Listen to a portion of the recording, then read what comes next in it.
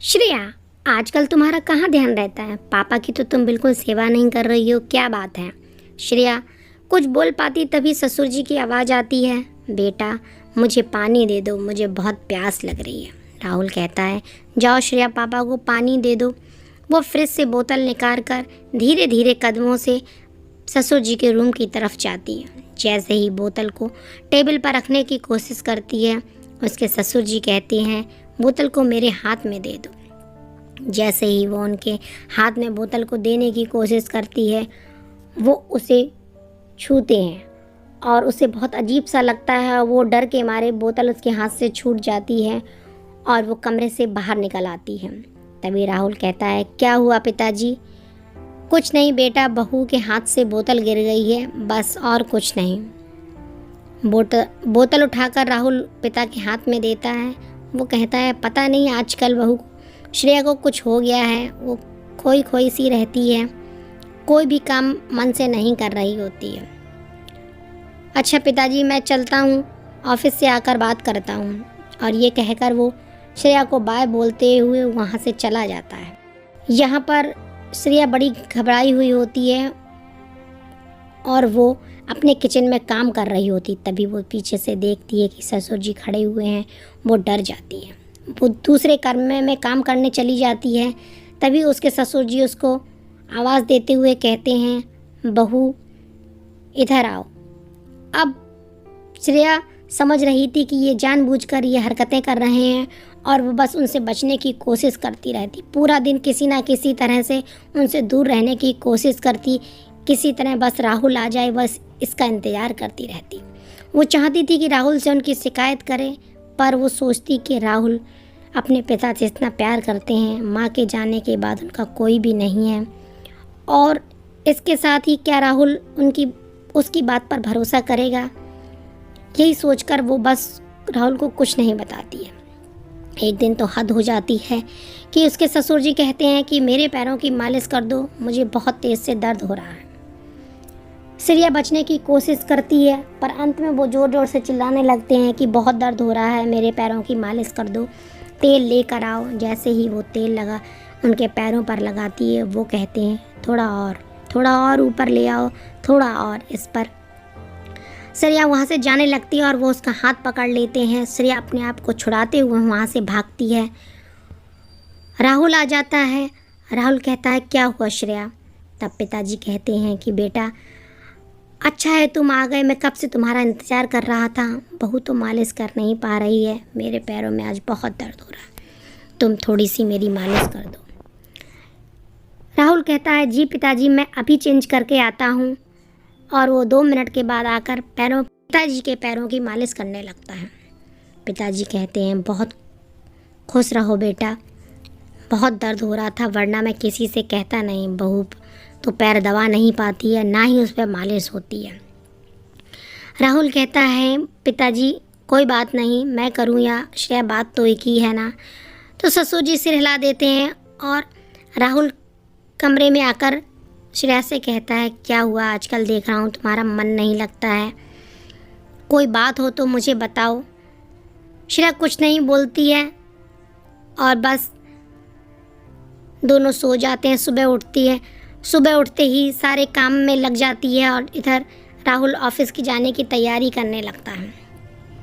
वो सोच रही थी कि आज शाम को वो राहुल को सब कुछ बता देगी, किसी तरह अपना शाम तक बचा कर रखना है, बस पापा से दूरी बनाकर रखनी है। राहुल जैसे ही चला जाता है, वो अपने रूम को बंद कर लेती है और आराम करने लगती है। धीरे धीरे वो नींद के आगोश में चली जाती है, पर उसे अजीब सा फील हो रहा था, जैसे कोई उसे बार बार छूने की कोशिश कर रहा है, कोई उसे घूर रहा है, उसके बालों को छू रहा है। जैसे ही चौंक कर वो उठती है, सामने ससुर जी को पाकर वो ज़ोर से चिल्लाती है, आपको क्या हो गया, आपको तमीज़ नहीं है, अपनी हद में रहिए, तुम मुझे बहुत अच्छी लगती हो, आओ मेरे पास बैठो आकर। इस पर श्रेया उन्हें झटकते हुए बोलती है, आप अपनी मर्यादा में रहिए, आपको पता है मैं आपकी बहू हूँ, बेटी के समान हूँ, फिर भी आप ऐसी गंदी हरकतें कर रहे हैं। इस पर ससुर जी कहते हैं, इसमें क्या बुराई है, अगर मैं तुम्हारे साथ कुछ संबंध बना रहा हूँ तो तुम्हें तो खुश होना चाहिए। इस पर श्रेया कहती अपनी जवान को लगाम दो, आपको बोलने में भी बिल्कुल भी शर्म नहीं आ रही है अपनी बेटी से, आप ऐसी कैसी बातें कर रहे हैं। जैसे ही वो उसकी कमर को छूने की कोशिश करते हैं वो धक्का देकर बाहर की तरफ निकल जाती है। रूम के बाहर पहुंचती है जैसे ही तभी राहुल आ जाता है और राहुल से वो लिपट कर ज़ोर ज़ोर से रोने लगती है, कहती है राहुल राहुल मुझे बचा लो। राहुल कहता है क्या हुआ, तुम क्यों रो रही हो। तभी ससुर जी उसके कमरे से बाहर निकल कर आते हैं तो वो पूछता है क्या हुआ पिताजी। तब वो कहते हैं कि बहू को अपने मायके की याद आ रही है इसीलिए वो रो रही, मैं उन्हें समझा रहा था, वो है कि समझने की कोशिश ही नहीं कर रही थी। मैंने उससे कहा कि राहुल आ जाएगा तो तुम 1-2 दिन के लिए अपने मायके चली जाना। इस पर श्रेया कहती है झूठ बोल रहे हैं ये। तब राहुल कहता है क्या बात है बताओ तो मुझे। श्रेया कहती है कि ससुर जी मुझे बार बार छूने की कोशिश करते हैं, कई दिनों से उनका बिहेवियर बहुत अलग है, वो मुझे घूरते रहते हैं, कोई ना कोई बहाना करके मेरे पास आने की कोशिश करते हैं, पर आज तो इन्होंने हद कर दी। मैं आराम कर रही थी और पता नहीं ये कैसे मेरे रूम में आ गए और मेरे बिस्तर पर लेट गए आकर और मुझे बार बार छूने की कोशिश कर रहे थे। मैंने इन्हें धक्का देकर बाहर भागने की कोशिश की तो उन्होंने मुझे बहुत ज़ोर से पकड़ लिया। इस पर राहुल कहता है कि पिताजी ये श्रेया क्या बोल रही है। वो कहते हैं कि ये सब झूठ बोल रही है, सब मुझ पर इल्ज़ाम लगा रही है, देखा जाए तो इसी की नीयत ख़राब है, ये मेरे पास आने का कोई ना कोई बहाना ढूंढती और मुझे तो ये लग रही है कि ये तुमसे खुश नहीं है इसीलिए मेरे पास बार बार आने की चाहत रखती है। श्रेया कहती ससुर जी आप अपना मुंह बंद रखिए, आप कुछ भी बोल रहे हैं, आपको तमीज़ भी है बात करने की। इस पर राहुल कहता है कि मेरे पापा क्यों झूठ बोलेंगे। तब श्रेया कहती है बस इसीलिए तो मैं आपको कुछ बताना नहीं चाह रही थी, मैं सब कुछ सह लेती पर आज इतने दिनों के बाद इन्होंने अपनी लिमिट क्रॉस कर दी और आज मुझे बर्दाश्त नहीं हो रहा है, मैं अब घर छोड़कर जा रही हूँ, आप अपने पिताजी के साथ में रहिए। इस पर राहुल कहता है कि सामान पैक करो, मैं भी तुम्हारे साथ चल। चौंक कर देखने लगती है। पिताजी कहते हैं कि बेटा तुम कहाँ जा रहे हो, जाना है तो बहू को जाने दो। इस पर श्रेया की तरफ देखते हुए राहुल कहता है पिताजी मुझे बहुत पहले से आप पर शक हो रहा था, क्योंकि श्रेया को मैं अच्छे से जानता हूँ, वो इस तरह की लड़की नहीं है, इसीलिए मैंने कमरे में आपके और श्रेया के दोनों के कमरे में ही कैमरा लगवा दिया था और उसकी रिकॉर्डिंग मेरे मोबाइल में है। इतना सुनते ही ससुर जी के पैरों के नीचे से ज़मीन खिसक जाती है, उसके चेहरे का रंग उड़ जाता है और उनकी जीभ लड़खड़ाने लगती है।